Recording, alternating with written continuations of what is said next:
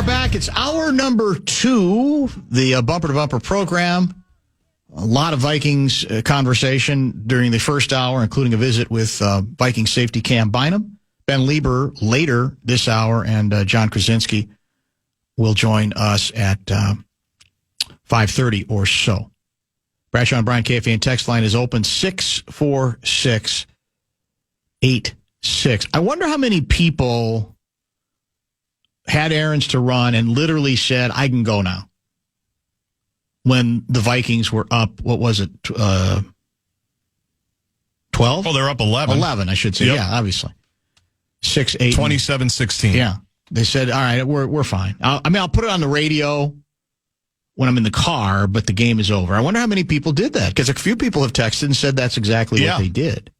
I think about Joe Friedberg. Remember, which game was it? The late great that he turned off. It was one of the Vikings ones in 2022. Right. Was it the Colts game, maybe? It might have been that one, yeah.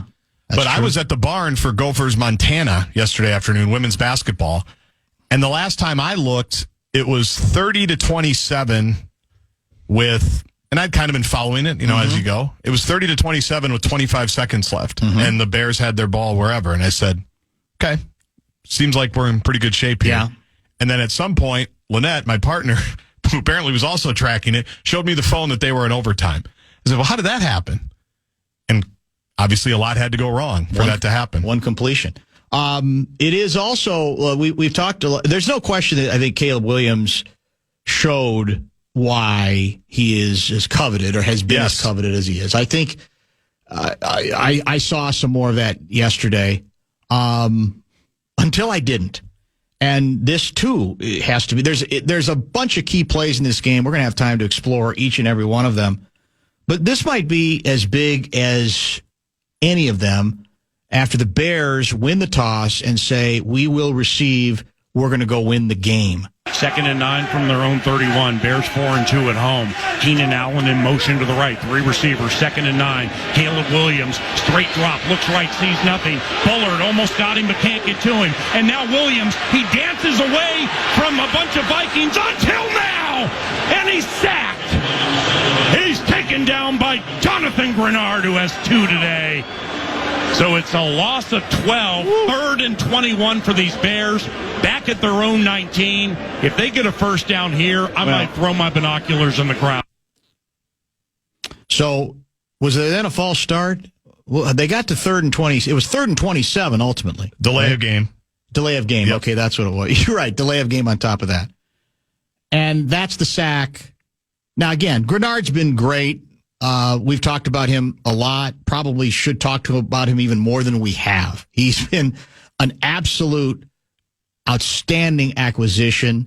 You don't hear anybody talking about Danielle Hunter anymore in this town. Seriously. And it's not because anybody's down on Danielle Hunter. I think he's been a good player for Houston. Gun belts tight, by the way. They got shocked. Yesterday, much to Sean Salisbury's chagrin. You noticed that, yeah. He's basically said they're not ready for the big boy table yet. They didn't. I mean, they've definitely not looked as good this year as they did last year. But that's the play. Again, it doesn't matter if you're a rookie or you're in your 10th year. You can't take that sack. And it almost was like he reverted to the guy who was just sort of like running around with a chicken with his head cut off. Right. Where I'm going right and going left. Because his scrambles are better, frankly, when he's going forward, largely, or if he's got an angle to get to the outside, maybe. He had no angle there, in part because he just decided, well, I'm just going to wait until something comes open. It was almost like the success he'd had up till then went to his head. And he started thinking, well, I can do anything now. It's like, no, you're reverting to why and how you got sacked. What was it, 10 times a few weeks ago? And that play effectively ended the Bears' chances to just go down the field and at least get a field goal, or maybe even score a touchdown, despite their momentum late in the ball game. That's such a head scratcher, because I do think the coordinator, this new guy, has helped them. I think you saw them.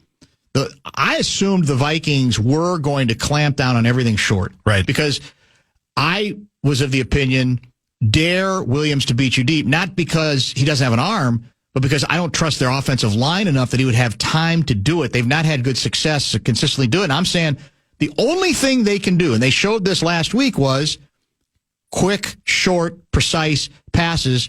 So sit down on all that stuff, man. I'd sit down on all that, try to take that away from them.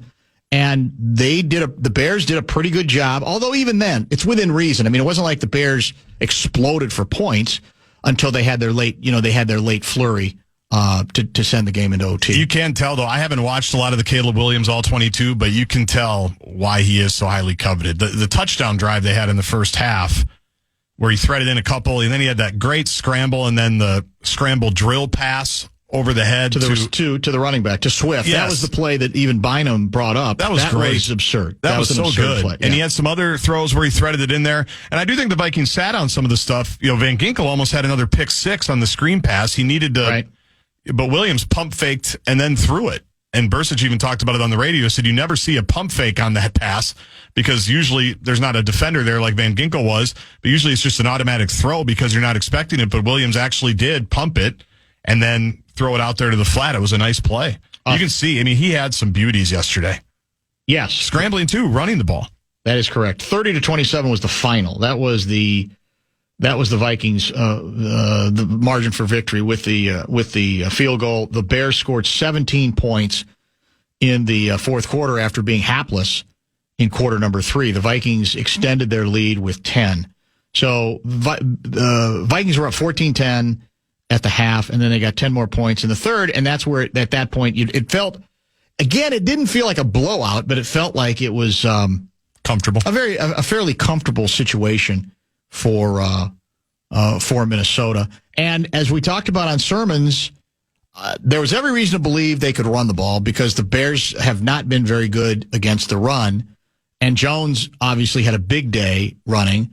He clearly had the fumble, which ended the first drive where it looked like, okay, they're going to take care of business right away, right? Because the Bears were, I believe, 3 and out. Yeah, they may have got. I don't even think they got one first down, and then that was the first Vikings drive, wasn't it? I think it was right down the field with a lot of Jonesy, authoritative drive, and Jones was very good. Average per carry way up again, and then he fumbles very late. But they did have. Now, I actually think they again probably could have run more than they did,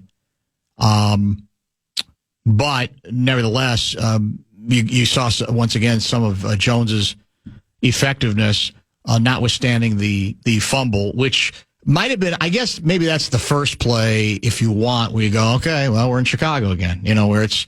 Go right down the field. We're in perfect position. And that was inside the 5, right? It was like the 2-yard. It was like the 1. Yeah. Yeah. So you go. After a 41-yard run. Here we go. It's the same old thing. Bears did get one first down on their first drive. Okay. And then went pear-shaped. Pear-shaped after that. The Bears Carter did goof up, writes Texter, looks like 305 guy on that punt return. But don't forget about Johnny Munt. Illegal procedure in the final drive and also kicked the ball during the onside kick. Yeah, that was Munt on the final drive that the Vikings rose above it. The QB rose above it. I don't know, like I said, I'm not a great special teams mind when it comes to coverage.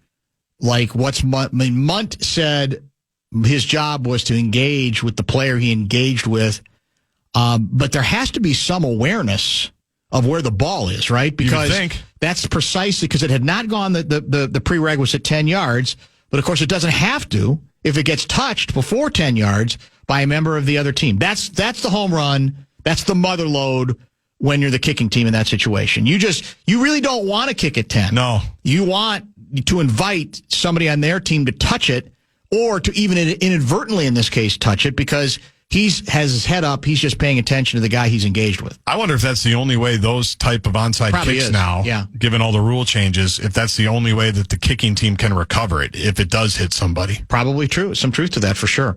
Let's stay on schedule. On about a half hour, Ben Lieber. We'll get his reaction to yesterday. And keep the text coming. Bradshaw and Brian KFAN text line 64686. Is there anybody out there? I'm going to ask the big question when we come back of you and many other Vikings rubes in the wake of that rather improbable victory in overtime. We'll get to that and much more when we return. Good officiating question that we might revisit with Kevin Seifert tomorrow when he joins us. I'm hoping in studio as he usually does. We're kind of a compressed schedule today, tomorrow, and of course on Wednesday. Then we are off both Thursday and Friday. Of course, your Gopher Club is in action on Black Friday in Madison, Wisconsin, to take on the reeling Wisconsin Badgers. But you know what they say? A wounded Badger is a very dangerous Badger. Isn't that what they say? I've heard it a lot in my 14 years. No question about that. So I'm watching the Sunday night affair last night. It's the Eagles, and they're coming on, man. The Eagles have figured some stuff out, and their running back, didn't he used to be with the New York Giants? He's so good. I can't even believe it. I always have loved him, I got to say. Saquon Barkley was absurd. I think he accounted for over 300 yards last night. And rushing, was it 255, 260? Yeah. And I like the league better when teams aren't doing it the same way, the best teams. And the Eagles aren't doing it the way other teams are doing it, are they? I mean, they have a very unusual quarterback who obviously can run and throw. They've got maybe the most physical big receiver and one of the best receivers in ball on the outside. And now they add the Giants, once they reject, Saquon Barkley, that has added an element to what they do that makes them feel more throwbacky a little bit, because obviously they do count on the run. And somebody has a piece up today, it's the revenge of the running back, because there are a number of teams that are having success in the ground game. Once again, is it making some sort of a comeback? And that includes even what Jones has done here. Packers, I don't think so far they're missing Jones all that much, because they went out and got another running back. Who's the running back they got from the Raiders? Oh, yeah, I can see him. He's bigger and taller and stronger. Yep. Maybe not quite as explosive as Jones can be. It'll come to me in a minute. But there are a number of teams that are successful that way. But Barkley... Josh Jacobs, thank you. I knew it had alliteration. Barkley was ridiculous last night. They ended up crushing the Rams, who we lost to, if I'm not mistaken. And a lot of people, including, is it Baldinger, basically say everybody says this, but they really are the quintessential, we're going to beat the crap out of your team. That it doesn't mean all they do is run, but it means they are extremely, really tough physically, and their offensive line is very good. A lot of people think the Lions is the best. It might be. The Eagles are not, I don't think, are far behind. Anyway. Even with the Kelsey retiring. That's right. Yep. So last night, a weird situation arises where there's a penalty against the Rams are in scoring territory, and there's a holding penalty on third down. The third down play is an incompletion. So it's going to be, I want to say 4th and 2, maybe 4th and 3. And the original call by the Eagles coaches is we're not going to take the penalty. Well, in the situation the Rams were in, it's like, well, they're going to go for it in that situation. They're lined up. They are lined up to run a play. And suddenly the whistle blows, and it's Eagles head coach going, wait a minute, whoa, wait a minute. We want the penalty, because it occurred to them, it's like, well, this is stupid. And I guess by rule, until the play is run, you can, I think, change your mind. I would say there's got to be a better way to adjudicate that. Yeah, I don't like that. To me, you can't wait to find out, what the other team is going to do. Agreed. I think it's got to be on you to make the decision. You don't get to change your mind on the basis of you going, well, I just assumed that they were going to kick a field goal, or they were just, I don't like this eventuality. I didn't like that look at all. No, now the comeback might be the other team is supposed to be penalized Well, I'm kind of talking myself out of the comeback because they're the one that's supposed to be penalized. They shouldn't have the advantage of that's being able to make something. But that's true. You should also have to decide what you want to do. I don't think it should. You have to make the decision and live with whatever. Yeah, I think so too. You should have to know all of those eventualities. Although I have seen it before, not in quite as stressful a situation where the first reaction seems to be we're going to take the penalty, and then it's like no, or we're not going to take the penalty. We'll decline it, and then say wait a minute, let's think about this. Let's do it. It is funny how coaches change their minds, though. Yes. It happened with Rutgers and Illinois. I think I had this situation correct. It was a 4th and 13. How did this go? Illinois was going to kick a field goal. Yes, last play of the game, right? Pretty much. Or late. It was 4th and 13. Yeah. Yes. Rutgers ices them. Yes. And Bielema during the timeout says, we're going for it. And gets it. And then they score a touchdown on the play. I'm pretty sure. Yes. Yeah. I saw the highlight of it. It was unbelievable. So that's where when you're sitting, things are haunting you at night when you're thinking about the decisions you make. That's got to be one of them. No, there's no question. That's got to be a big. That's got to be a big one. Now that you bring it up, let me ask you about this quote. I was going to save it for tomorrow, but might as well since you mentioned it. It's today's as good a day as any. Now I have to scroll back. I thought I had it saved, and of course I did not. Gophers, the fan has learned, lost to Penn State. 26-25 was the final score. You and I are in agreement about some things regarding the game, not so much others. I do believe that the most underrated screw-up was not the decision to try to throw the ball to the left tackle. I had zero problem kicking the field goal. Zero. Because it wasn't like 4th and 8. Yeah. No. Yeah, 4th and goal from there. Maybe 4th and 2, but 4th and 8 with that much time on the clock, I have no problem with that decision. I didn't at the time. I'm not going to pretend it. But the biggest sneaky problem that isn't getting enough attention was you're up 7-0, you're driving again, and you go with 3 straight running plays. And I get it on 3rd and long. I want the points. I want to get up 10-0 on this team. I might get that. I don't love it. I might get that. But then to me, your obligation to your coordinator is, look, if we get to 3rd and 8, we're running because I want the points. But I'm going to give you at least one chance on either 1st or 2nd down to throw. One of those 3 plays to me has to be a throw. And we'll never know. Is 14-0 prohibitive? Yeah. No, but it feels different. And we've been here before with this team in that regard, earlier in games. Iowa comes to mind over the years. There have been a couple others. But to me, just because some of this stuff doesn't happen in the 4th quarter with 5 minutes to go, to me, that's bad. That's as much as PJ obviously opened it up. They had the trick play. He's trying he's signed off on throwing the ball to the left tackle because they think it's worked and they think they got him in a coverage, although it turned out they weren't in that coverage. Yep.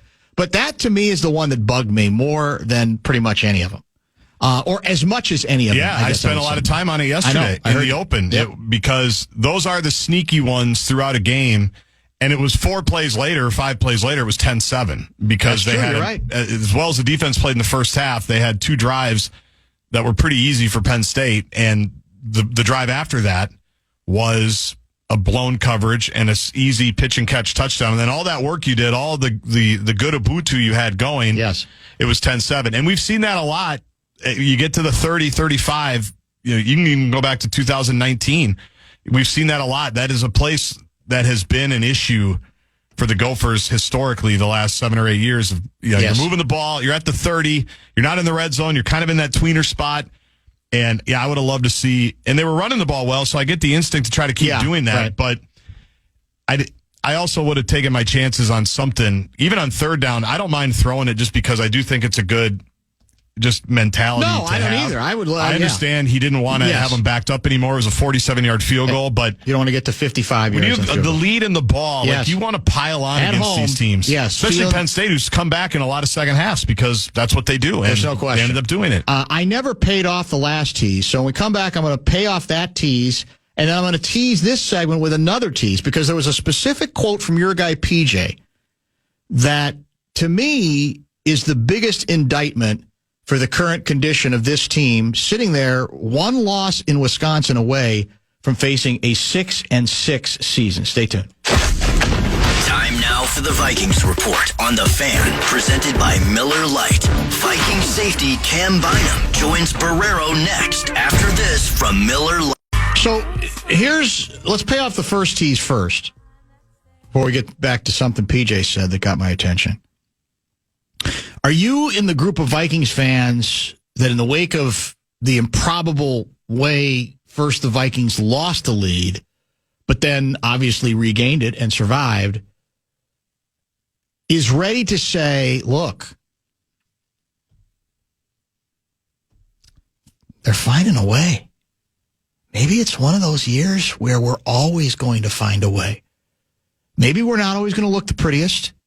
Maybe we're not always going to have the fanciest numbers. But could it be destiny in 2024? Are you going to the destiny card yet on the basis of that game? Well, what's our destiny? The Super Bowl? Yes. I don't feel like this is a Super Bowl team. Okay. Doesn't mean that I don't enjoy watching this team and like how they've played. And I do think one of the things that's kind of solidified is there's a path forward with KOC and Kwesi. I think this was obviously a big year for the Wilfs to determine that because there haven't been really any contract talks and people were starting to wonder about that. So I do feel like you can move forward comfortably with those guys, certainly the head coach. But in terms of destiny, not necessarily, no. Now, if they knock off Detroit to win the division week 18 and are hosting a game and have a path and they're the 2 seed or the 1 seed, then let's play. Yeah, that's the problematic part, I think. You could make the argument that the destiny cliche would better fit if the roles were reversed and the Vikings were down 11 with 30 seconds to go, right? And you go, and they still won that game? Are you kidding me? Something's up. Something is the football gods. But that's kind of what we thought decided 2 years ago. Well, yeah. And most of us, though, did say, like, this doesn't really feel real. It's fun. It's entertaining. You have to tune in every Sunday because something crazy is going to happen. This feels like it's a solid, legitimate team that is finding ways to win, even in spite of itself sometimes. Well, that's the key question because Seifert got into this last week that there's that DVOO, is it the DOA stat? No, that's dead on arrival. DVOAA stat. That was us in the playoffs 2 years ago. That's right, with Daniel Jones, who's on his way, by the way. Has he arrived here yet? What's that about? I completely missed that over the weekend. Utterly and completely obsessed with. Well, why shouldn't we be? Yeah. KOC didn't really want to touch it today. Against us, he looks great. No, but he did compliment him heavily. He does that with every QB. Well, does he? Loves, every quarterback on their quarterback journey and blah, blah, blah. I said this Friday. I think what you got to worry about with him is he could be seduced by I can reclaim anybody. So and Daniel Jones has some ability. I guess I'm stunned that it's become as big a talking point as it's become. It was a disaster here this season. You don't want him playing this year. No. Right? Would you like him as your backup next year? Maybe. I mean, I'd consider that. I think I'd like that better than Mullins, even though Mullins did the job yesterday. Again. But again, yeah, that's right. He's 2 for 2 this season, and both, I think, third down conversions. Yeah. To Aaron Jones. Here's the PJ quote that got my attention. That I don't think he meant this way. But I'll read it to you. Let me scroll down and find it. Well, the setup for this was the Star Tribune story, Randy Johnson. Gophers have had a season full of tight games. 7 of the 11 they've played decided by 8 points or fewer. They are 3-4 in those contests, losing the past 2 to fall to 6-5 overall. They'll try to end the skid in Friday's regular season finale at Wisconsin. Here's the quote from Fleck. I told our team, we're just as good as anybody we've played or lost to. We've just got to do it. And I'd say that's your problem. You haven't done it enough this year for me, especially if you find a way to lose to Wisconsin. And by the way, I mean, Wisconsin's a mess, right? They're wounded. Seems like it. They're injured. They're not very good. They're not feeling very good about themselves. They've hung around some teams. They're going to be favored, all right? I mean, I think Wisconsin's slightly favored in this game. Burnsy told me 2 points yesterday. Okay, maybe that'll change. But my point is, it wouldn't be a complete stretch to think that Wisconsin out of desperation says, we got to get one, because they need another game to get to a bowl anyway. They do. Right? Yep. You go 6-6 in a season in which you don't have to play Ohio State, you don't have to play Oregon, and you don't have to play Indiana, which sounds crazy because Indiana's not the usual power, but I even looked up those numbers. The record of those three teams is 22-2.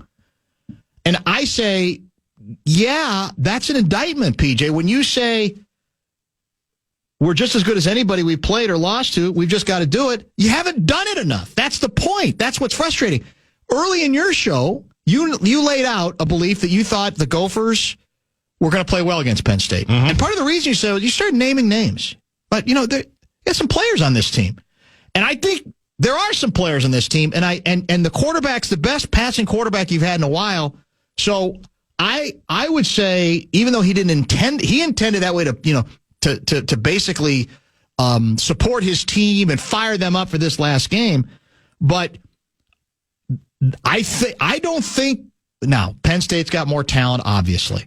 But I don't think they've been so overmatched in most of these games where you say you shouldn't win a greater share of the games than you've won this year. And if you're sitting here this year at 6-6, I think that's a buzzkill. Now, for you, maybe it's a big difference between 7-5 and 6-6. I don't know if they take care of business against Wisconsin. Yeah, let's see what happens Friday. I understand what you're saying. I agree at some points with what you're saying. I think what's going to be interesting is I think we're going to have about 8 teams that are 6-6 this year. Right. I think almost every team outside of the top 5, and Illinois bounced back. Illinois, 8-3. Yeah, after losing to the Gophers, they've bounced back nicely, right. And now they're 8-3, and that's why they're ranked. But I think there's going to be a huge group of teams that are saying the same thing, and it can't happen, obviously, 2, 3, 4 years in a row. You have to have another spike breakthrough at some point where... The last one was 19? Yeah.